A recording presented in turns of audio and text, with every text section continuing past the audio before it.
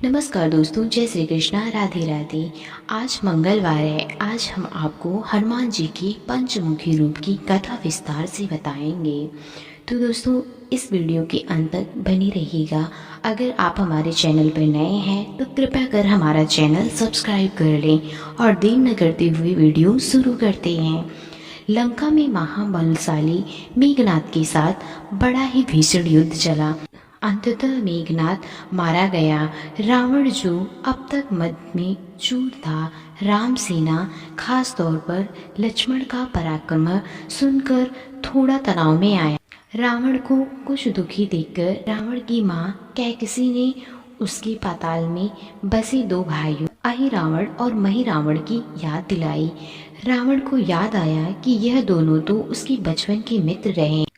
लंका का राजा बनने के बाद उनकी सुध ही नहीं रही थी। रावण यह भली प्रकार जानता था कि अहिरावण व महिरावण तंत्र मंत्र के महापंडित, जादू टोने के धनी और माँ कामाक्षी के परम भक्त हैं। रावण ने उन्हें बुलावा भेजा और कहा कि वह अपने छल बल कौशल से श्री राम लक्ष्मण का सफाया कर दे। यह बात दूतों के जरिए विभीषण को पता लग गई। युद्ध में अहिरावण व महिरावण जैसे परम मायावी के शामिल होने से विभीषण चिंता में पड़ गए। विभीषण को लगा कि भगवान श्री राम और लक्ष्मण जी की सुरक्षा व्यवस्था और कड़ी करनी पड़ेगी। इसके लिए उन्हें सबसे बेहतर लगा कि इसका जिम्मा परमवीर हनुमान जी को सौंपा दिया जाए। राम लक्ष्मण की कुटिया लंका में सुवेल पर्वत पर बनी थी। हनुमान जी ने भगवान श्री राम की कुटिया के चारों ओर एक सुरक्षा घेरा खींच दिया। कोई जादू टोना, तंत्र मंत्र का असर या मायावी राक्षस इसके भीतर नहीं घुस सकता था। अहिरावण और महिरावण श्री राम और लक्ष्मण को मारने उनकी कुटिया तक पहुँचे। इस पर सुरक्षा घेरे के आगे उनकी एक न चली, असफल रहे। ऐसे में उन्होंने एक चाल चली। महिरावण विभीषण का रूप धर के कुटिया में घुस गया। श्री राम पत्थर की सपाट शिलाओं पर गहरी नींद सो रहे थे। दोनों राक्षसों ने बिना आहट के शिला समेत दोनों भाइयों को उठा लिया और अपने निवास पाताल की ओर लेकर चल दिए। विभीषण लगातार सतर्क थे। उन्होंने कुछ देर में ही पता चल गया कि कोई अनहोनी घट चुकी है। विभीषण को महिरावण पर शक था। उन्होंने राम लक्ष्मण की जान की चिंता सताने लगी। विभीषण ने हनुमान जी को महिरावण के बारे में बताते हुए कहा कि वे उसका पीछा करें। लंका में अपने रूप में घूमना राम भक्त हनुमान के लिए ठीक न था, सो उन्होंने पक्षी का रूप धारण कर लिया और पक्षी के रूप में ही निकुंभला नगर पहुंच गए। निकुंभला नगरी में पक्षी रूप धरे हनुमान जी ने कबूतर और कबूतरी को आपस में बात करते सुना। कबूतर कबूतरी से कह रहा था कि अब रावण की जीत पक्की है।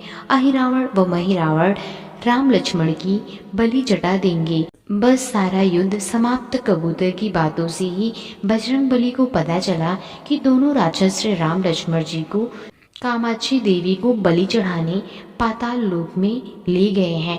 हनुमान जी की वायु वेग से रसातल की ओर बढ़े और तुरंत वहां पहुंचे। हनुमान जी को रसातल के प्रवेश द्वार पर एक अद्भुत पहरेदार मिला। इसका आधा शरीर बानर का और आधा मछली का था। उसने हनुमान जी को पाताल में प्रवेश से रोक दिया। द्वारपाल हनुमान जी से बोला कि मुझको परास्त किए बिना तुम्हारा भीतर जाना असंभव है। दोनों में लड़ाई ठन गई। हनुमान जी की आशा से विपरीत यह बड़ा ही बलशाली और कुशल योद्धा निकला। दोनों ही बड़े बलशाली थे। दोनों में बहुत भयंकर युद्ध हुआ, परंतु वह बजरंगबली के आगे न टिक सका। आखिरकार हनुमान जी ने उसे हरा तो दिया, पर उस द्वारपाल की प्रशंसा करने से नहीं रह सके। हनुमान जी ने उस वीर से पूछा कि हे वीर, तुम अपना परिचय दो। तुम्हारा स्वरूप भी कुछ ऐसा है कि उससे कौतूहल हो रहा है। उस वीर ने उत्तर दिया, मैं हनुमान का पुत्र हूँ और एक मछली से पैदा हुआ हूँ। मेरा नाम है मकरध्वज है। हनुमान जी ने यह सुना तो आश्चर्य में पड़ गए। वह वीर की बात सुनने लगे। मकरध्वज ने कहा, लंका दहन के बाद हनुमान जी समुद्र में अपनी अग्नि शांत करने पहुंचे थे। उनके शरीर से पसीने के रूप में तेज गिरा। उस समय मेरी माँ ने आहार के लिए मुख खोला था। वह तेज मेरी माता ने अपने मुख में ले लिया और गर्भवती हो गई। उसी में मेरा जन्म हुआ। हनुमान जी ने जब यह सुना तो मकरध्वज को बताया कि वही हनुमान है। मकरध्वज ने हनुमान जी के चरण स्पर्श किए और हनुमान जी ने भी अपने बेटे को गले लगा लिया। वह और वहां आने का पूरा कारण बताया। उन्होंने अपने पुत्र से कहा, अपने पिता के स्वामी की रक्षा में सहायता करो। मकरध्वज ने हनुमान जी को बताया कि कुछ ही देर में राक्षस बलि के लिए आने वाले हैं। बेहतर होगा कि आप रूप बदलकर कामाक्षी के मंदिर में जाकर बैठ जाएं। उनको सारी पूजा झरोखे में करने को कहें। हनुमान जी ने पहले तो मधुमक्खी का वेश धरा और माँ कामाक्षी के मंदिर में घुस गए। हनुमान जी ने माँ कामाक्षी को नमस्कार कर सफलता की कामना की और फिर पूछा, हे माँ, क्या आप वास्तव में श्री राम जी और लक्ष्मण जी की बलि चाहती हैं?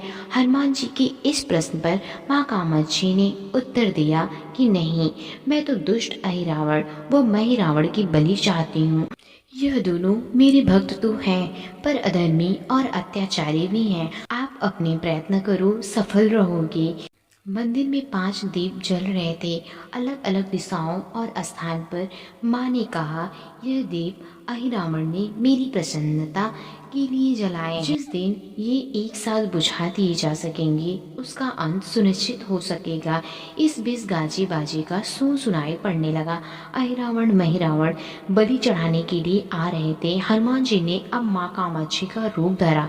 जब अहिरावण और महिरावण मंदिर में प्रवेश करने ही वाले थे कि हनुमान जी का महिमा स्वर गूंजा। हनुमान जी बोले, मैं कामाक्षी देवी हूँ और आज मेरी पूजा झरोखे से करो। झरोखे से पूजा आरंभ हुई। ढेर सारा चढ़ाया गया।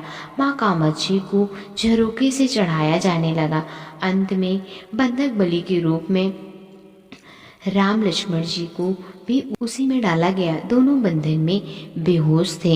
हनुमान जी ने तुरंत उन्हें बंधक मुक्त किया। अब पाताल लोक से निकलने की बारी थी, पर उससे पहले माँ कामाक्षी के सामने अहिरावण महिरावण की बलि देकर उनकी इच्छा पूरी करना और दोनों राक्षसों को उनके किए की सजा देना शेष था।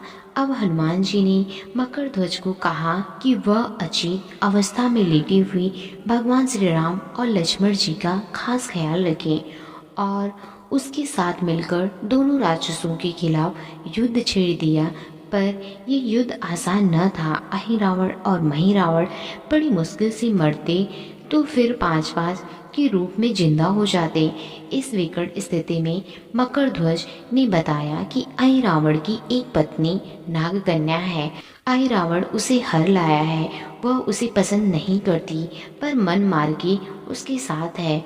वह अहिरावण की राज जानती होगी। उसने उसकी मौत का उपाय पूछा जाए। आप उसके पास जाएं और सहायता मांगे।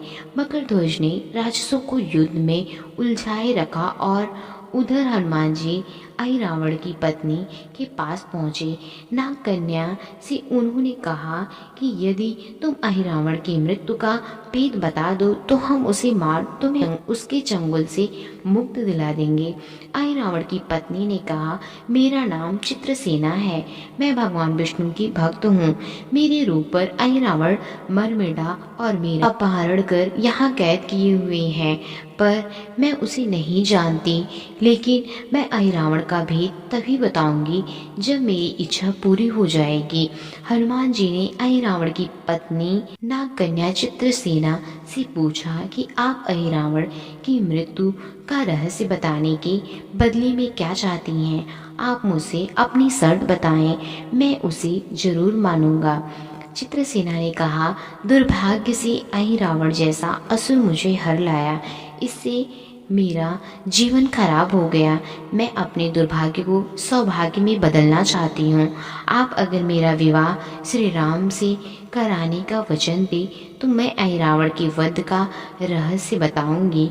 हनुमान जी सोच में पड़ गए। भगवान श्री राम तो एक पत्नी निष्ठ हैं। अपनी धर्म पत्नी देवी सीता को मुक्त कराने के लिए असुरों से युद्ध कर रहे हैं। वह किसी और से विवाह की बात तो कभी न स्वीकार देंगे। मैं कैसे वचन दे सकता हूँ। फिर सोचने लगी, यदि समय पर उचित निर्णय न लिया जाए तो स्वामी के प्राण ही संकट में हैं। असमंजस की स्थिति में बेचैन हनुमान जी ने ऐसी राह निकाली कि सांप भी मर जाए और लाठी भी ना टूटे। हनुमान जी बोले, मैं तुम्हारी शर्त स्वीकार है, पर हमारी भी एक शर्त है। यह विवाह तभी होगा जब तुम्हारे साथ भगवान राम जिस पलंग पर आसीन होंगे वह सही सलामत रहना चाहिए। यदि वह टूटा तो इसे अपशकुन मानकर वचन से पीछे हट जाऊंगा। जब महाकाय अहिरावण के बैठने से पलंग नहीं टूटता तो भला श्री राम के बैठने से कैसे टूटेगा। यह सोचकर चित्रसेना तैयार हो गई। उसने अहिरावण समेत सभी राक्षसों के अंत का सारा भेद बता दिया। चित्रसेना ने कहा, दोनों राक्षसों के बचपन की बात है। इन दोनों के कुछ शरारती राक्षस मित्रों ने कहीं से एक ब्राह्मणी को पकड़ लिया।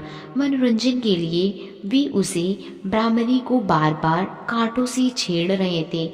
ब्राह्मणी साधारण ब्राह्मणी न थी, वह भी बहुत मायावी थी, किंतु किसी कारणवश में पकड़ में आ गई थी। ब्राह्मणी की पीड़ा सुनकर अहिरावण और महिरावण को दया आ गई और अपने मित्रों से लड़कर उसे छुड़ा दिया। मायावी ब्राह्मणी का पति भी अपनी पत्नी की पीड़ा सुनकर आया था। अपनी पत्नी की मुक्ति से प्रसन्न होकर उस भौरे ने वचन दिया था कि तुम्हारे उपकार का बदला हम सभी मिलकर चुकाएंगे। ये भौरे अधिकतर उसके शयन कक्ष के पास रहते हैं।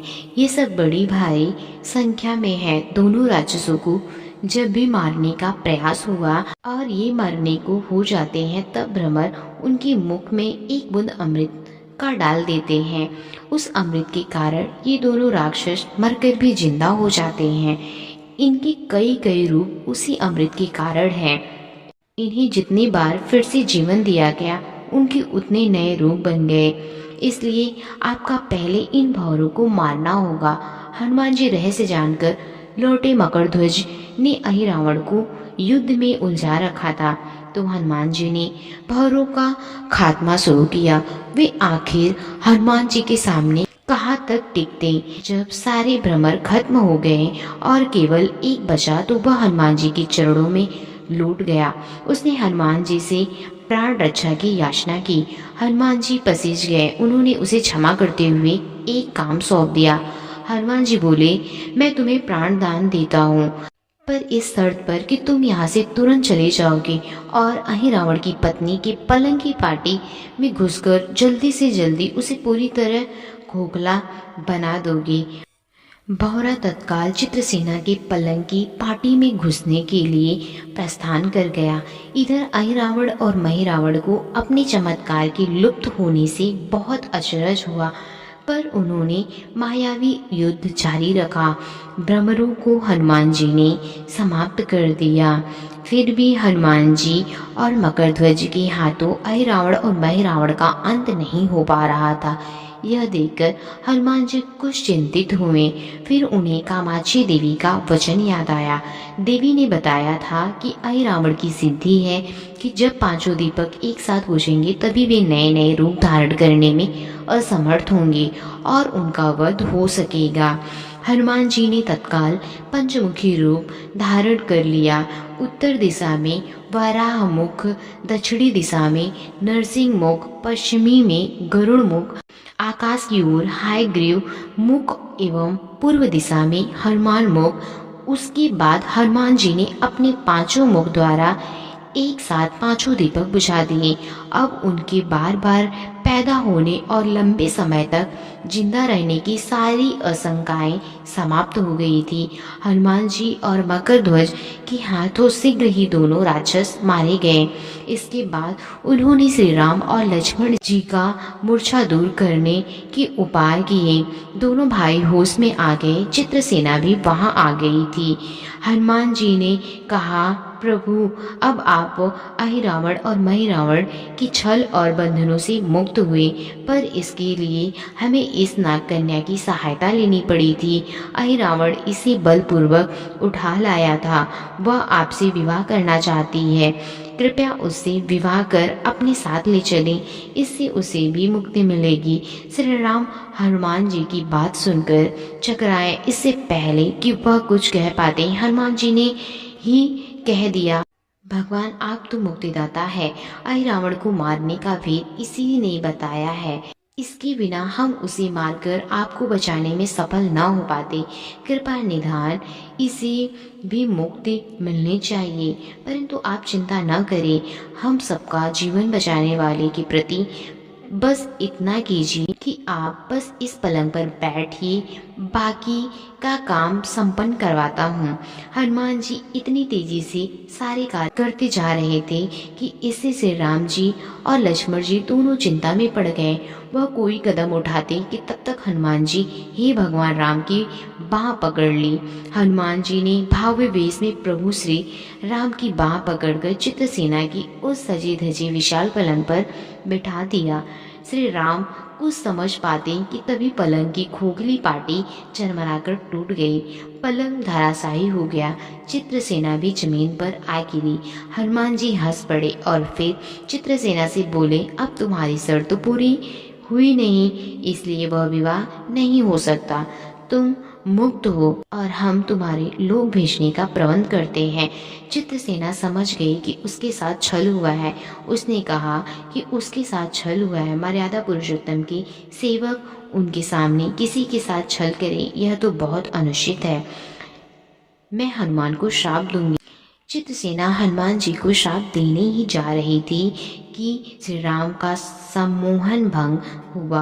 वह इस पूरे नाटक को समझ गए। उन्होंने चित्रसेना को समझाया, मैंने एक पत्नी धर्म से बंधे होने का संकल्प लिया है, इसलिए हनुमान जी को यह करना पड़ा। उन्हें क्षमा कर दो। क्रुद्ध चित्रसेना तो उसी विवाह की जिद पकड़े बैठी थी। श्री राम ने कहा, मैं जब द्वापर में श्री कृष्ण अवतार लूंगा तब उन्हें सत्यभामा के रूप में अपनी पटरानी बनाऊंगा। इससे वह मान गई। हनुमान जी ने चित्रसेना को उसके पिता के साथ पहुंचा दिया। चित्रसेना को प्रभु ने अगले जन्म में पत्नी बनाने का वरदान दिया था। भगवान विष्णु की पत्नी बनने की चाह उसने स्वयं को अग्नि में भस्म कर दिया। श्री राम और लक्ष्मण, मकरध्वज और हनुमान जी सहित वापस लंका में वीर पर्वत पर लौट आए। तो दोस्तों, उम्मीद करती हूँ ये वीडियो आपको अच्छा लगा होगा, तो कमेंट में जय श्री राम अवश्य लिखिए।